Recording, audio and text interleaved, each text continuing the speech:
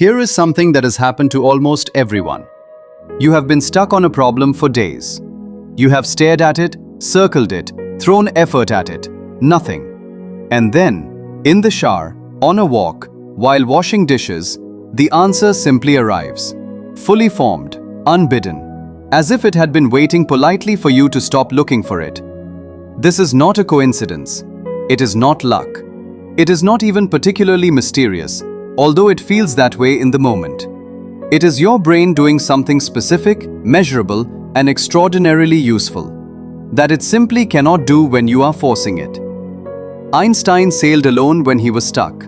Steve Jobs walked for hours to think. Darwin had a dedicated thinking path, the sandwalk, that he circled every afternoon without fail. Archimedes was in a bath. Newton was under a tree. The pattern is not coincidence. The pattern is neuroscience. Fong, give me the mechanism. Because once you understand it, everything changes. Okay, Murugan. And I am going to give you the mechanism. Because once you understand how this actually works, you can stop leaving it to chance. The brain has two broad modes of operation. The first is the task-positive network, the focused, effortful, goal-directed thinking you use when you are actively trying to solve something. It is powerful, but it is also narrow. It searches within a defined space, and if the answer is not in that space, it keeps looking there anyway. The second mode is the default mode network, the network that activates specifically when you are not focused on a task, during walks, during showers, during repetitive manual tasks. What this network does is genuinely remarkable. It integrates information from across the brain, connecting memories, experiences, half-formed thoughts that were never adjacent before, and generates what researchers call remote associations, connections between ideas that focused attention would never have reached. Neuroscience research has found that alpha brainwaves associated with relaxed, unfocused alertness peak during exactly these states, and that higher alpha activity is directly correlated with creative insight. The shower is warm, enclosed, low stimulus. It produces alpha states almost on demand, which is why the idea that has been stuck suddenly arrives while you are conditioning your hair. So, Murugan, the incubation stage, because this is where most people get it wrong. Here is what I find most useful and most counterintuitive. The incubation stage of creativity is not passive. It is active work. The brain is not resting while you wander. It is processing, just below conscious awareness, without the interference of the ego, without the narrowing pressure of goal-directed effort. This is why forced brainstorming so often fails. Put people in a room under fluorescent lights, tell them to be creative, and the task-positive network fires. Focused, evaluative, self-conscious. The exact opposite of the conditions in which insight actually emerges.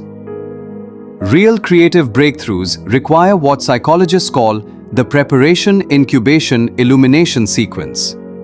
You load the problem deliberately, reading, researching, thinking hard, and then you walk away. The incubation is not optional. It is the stage where the actual connection-making happens. The illumination, the shower moment, is just when the result surfaces. And here is the part most people miss. The insight is time-sensitive. Research on insight experiences consistently finds that the window between the idea arriving and the idea disappearing is extremely short. Waterproof notepads exist. Voice memo apps exist. Talking to yourself in the shower exists and is completely acceptable. Genius is fleeting. Right. So how do you actually engineer more of these moments? Because you can. And it requires less effort than most people expect. 3 things the research supports. First, load the problem deliberately, then leave it alone. Spend focused time on the question. Read, think, write, research. Then stop. Go for a walk with no podcast. Do the dishes. Take a long shower. You are not procrastinating. You are incubating. Second, protect low stimulus time. Every podcast, notification, and screen you add to your idle moments is a default mode network interruption. The walk without earphones is not wasted time. It is exactly when your brain does its best work. Third, capture immediately. The insight arrives unannounced and leaves equally quickly. One sentence, a voice note, a wet finger on a phone screen, whatever it takes. The idea that feels too vivid to forget is usually gone within minutes. Your brain is not broken when it cannot perform on demand. It is operating exactly as designed. It just needs you to stop interrupting it long enough to finish the job. The boardroom is where ideas go to be evaluated. The shower is where they go to be born. If this explains something you have always experienced but never understood, share this with someone who is currently staring at a problem and getting nowhere. Someone in your life needs this more than they realize. Send it. Tell them to go for a walk. Subscribe. Every week, 2 voices, 1 conversation, something worth your 5 minutes. And Fong, where do your best ideas come? Between 2 and 4 a.m., which is deeply inconvenient. That explains the notepad. Wisdom, reflection, connection.